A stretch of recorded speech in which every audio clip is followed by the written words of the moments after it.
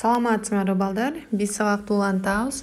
Биз өткөн сабакта Python программалоо тилинин алфавиттерин карап чыкканбыз. Кайталап кетсек, программалоо тилинин алфавитине эмнелер кирет? Латындын чоң жана кичине тамгалары, араб цифралары, атайын белгилер кирет. Экинчи, Python программалоо тилинин кызматчы сөздөрү кирет дегенбиз. Үчүнчү, берилиштердин негизги типтери. Булар бүтүн сандар int, анык сандар float, саптык символдук, эстер, логикалык bool. Биздин бүгүнкү өтө турган темабыз Python программалоо тилинин ыйгаруу оператору. Бүгүнкү сабакта ыйгаруу оператору, көптүк ыйгаруу, жупташкан ыйгарууну карап чыгабыз. Өзгөрмөгө маани берүү ыйгаруу менчиктөө оператору аркылуу аткарылат. Оператордун жалпы жазылышы, мисалы, өзгөрмөнүн аты, мааниси же эсептелинүүчү туюнтма. Ыйгаруу оператору бардык типтеги берилиштер үчүн аткарылат. Мисалдарды карап чыксак, мисалы А барабар 25, Б барабар тырмакчада салам, С барабар 1,4 кошулган 5,7 көбөйтүлгөн А, Д барабар А плюс С, Е барабар Б плюс тырмакчада тынчтык, Ф барабар X көбөйтүлгөн каша А плюс С кашаны жаптык бөлөбүз 3-кө. Жогорудагы С жана Д өзгөрмөлөрүнүн алдын ала колдонулган өзгөрмөлөрдүн менчиктедик ыйгаруу операторунун оң жагына алдын ала аныкталбаган берилбеген өзгөрмөлөрдү биз менчиктеше албайт экенбиз. Демек, акыркы сап бул жерде ката жазылган, себеби X өзгөрмөсү ага чейин баяндалган эмес. Бул жерде А бүтүн сан маанидеги саптык, Б анык сандардын суммасы менен бүтүн сандын көбөйтүндүсүндөгү менчиктештирилген. Демек, менчиктөө ыйгаруу оператору бардык типтер үчүн аткарылат. Python программалоо тили көптүк менчиктөө мүмкүнчүлүгүнө ээ. Бул деген эмне? Көптүк менчиктөө. Бул бир эле учурда бир нече өзгөрмөгө бир нече маанини уда жазуу менен менчиктейбиз. Жазылышы төмөндөгүдөй болот. Мисал алсак, А, Б барабар 19-25. Бул эмне? Бул А барабар 19-га барабар, Б барабар 25-ке. Бул төмөнкү ыйгаруу операторунун жазылышы менен тең күчтөө болот. Эгерде эки өзгөрмөгө бир учурда бирдей маани берилсе, көптүк ыйгаруунун чынжырча түрдө колдонууга болот. А барабар Б барабар 5. Бул жазуу А барабар 5 жана Б барабар 5 жупташкан ыйгаруу менен тең күчтөө болот. Арифметикалык амалдар алгоритм тилинде кандай колдонулса, Python программалоо тилинде да колдонулат. Биз өткөн сабактарда арифметикалык амалдар Python программалоо тилинде колдонулушун карап чыкканбыз. Бул жерде кошуу, кемитүү, көбөйтүү, бөлүү. Бул жерде жылдызча болуп турган даражага көтөрүү. Биз даражага көтөргөндө жылдызча, эки жылдызча менен белгилейт экенбиз. Python программалоо тилинин интерактивдүү режиминде арифметикалык амалдарды аткарып көрсөк, мисалдарга көңүл бурабыз. Командалык сапчага 10 плюс 2, Enter баскычын бассак 12. Кийинки мисал 20 кемитүү 5, Enter баскычын бассак 15. 25 көбөйтүү 2, Enter баскычын бассак 50 деп жообун чыгарып берип атат. 30 бөлүнгөн 10, Enter баскычын бассак 3,0. Жана ошондой эле 2 жылдызча 4, Enter баскычын бассак 16. Бул мисалда 2-нин 4-чү даражасы аткарылды, акыркы мисалда. Python программалоо тилинде арифметикалык амалдарды кыскартылган формада жазууга болот. Толук жазуу жана кыскартылган жазуу. Толук жазууга көңүл бурсак, А барабар А кошулган Б, кыскартылган жазуу А кошулган барабар Б болот. a барабар a кемитүү b. Кыскартылган жазууда a минус барабар b. a барабар a көбөйтүлгөн b. a көбөйтүлгөн барабар b. a барабар a бөлүнгөн b. a бөлүнгөн барабар b.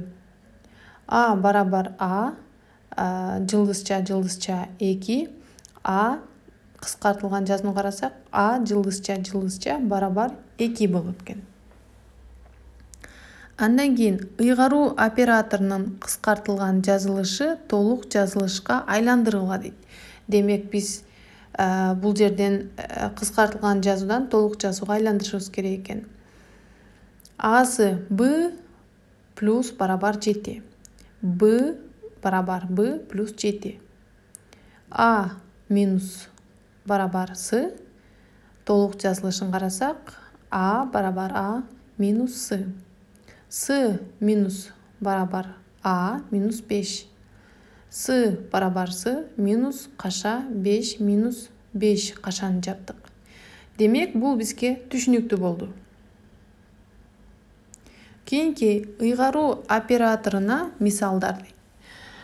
Демек бул жерде кара сөз түрүндө берилген тексттеги формуласын жазуу боюнча, башкача айтканда, ыйгаруу операторун колдонуп жазат экенбиз. Биринчини карасак, x1 жана x2 өзгөрмөлөрүнүн арифметикалык орто санын m өзгөрмөсүнө менчиктештиргиле. Демек m барабар x, m барабар кашан аштык x1 плюс x2 кашан жаптык бөлүнгөн 2. Экинчи, k өзгөрмөсүнүн маанисин 1ге кемитүү. k барабар k минус 1. Үчүнчү, i өзгөрмөсүнүн маанисин 1ге чоңойтуу. i барабар i плюс 1. Төртүнчү, d өзгөрмөсүнүн маанисин 2 эсеге чоңойтуу. d барабар 2 көбөйтүлгөн d болот. Төмөнкү программада кандай ката кетирилген дейт. a барабар 3-кө барабар экен, b барабар 4-кө, s барабар a көбөйтүлгөн b көбөйтүлгөн d. Print бул чыгаруу. Демек бул жерде d өзгөрмөсү программанын баш жагында баяндалган эмес. Менчиктөө операторунда алдын ала баяндалбаган өзгөрмөнү жазбайбыз. Демек акыркы сапта ката бар. Кийинки программанын жыйынтыгында с өзгөрмөсү кандай мааниге ээ болот дейт. Бул жерде a барабар 11ге барабар экен, b 63-кө барабар экен. Демек бул жерде көптүк менчиктөө менен берилген чынжырча түрдө менчиктөө жүргүзүлөт. Демек b жана s өзгөрмөлөрү 55 болгондо 110 болот. Андан 11ди кемитсек, өзгөрүү мааниси жыйынтык d барабар 99 болот. Демек d барабар 99-га. Кийинки a жана b өзгөрмөлөрүнүн алгачкы маанилери берилген. Программанын аткарылышы менен кандай мааниге ээ болот жана өзгөрмөлөрдүн тиби кандай болот. Бул жерде a барабар 4 болсо, b барабар 0 болсо дейт. a плюс барабар 1, b плюс барабар a көбөйтүлгөн барабар b бөлүнгөн барабар 5. a кемитүү барабар a, print a жана print b. Эгерде кыскартылган жазуу силерге татаалдыкты жаратса, анда толук жазууга айландырып иштесек болот. a барабар a плюс 1, b барабар b плюс a барабар a көбөйтүлгөн b барабар b бөлүнгөн 5, a барабар a минус a, print a жана print b. Демек a өзгөрмөсүнүн мааниси 4 болсо, b өзгөрмөсүнүн мааниси 0. Демек бул жерде сандарды коюп чыгабыз. Демек программанын жыйынтыгында a өзгөрмөсү 0 болот, b өзгөрмөсү 1ге барабар болот. Бул жерде 0 жана 1 бул бүтүн сандар болуп эсептелинет. Кийинки программанын аткарылышы менен өзгөрмөсү кандай мааниге ээ дейт. Бул жерде А барабар Б барабар 3. Бул учурда чынжырча түрүндөгү өзгөрмөлөргө маани менчиктештирилген. Демек А плюс барабар 1, С барабар А плюс Б жана принт С. Жыйынтыгында С кандай мааниге ээ? Жогорудагыдай эле кыскартылган жазууну толук жазууга айландырабыз. Сандык маанилердин ордуна коебуз. Бизге жыйынтыгы С барабар 7 болду. Демек балдар, программанын аткарылышы менен С өзгөрмөсү кандай мааниге ээ болот деп турат. Бул силерге тапшырма. Ар кимиңер жекеме жеке иштеп, андан кийин тапшырманы мага жөнөтөсүңөр.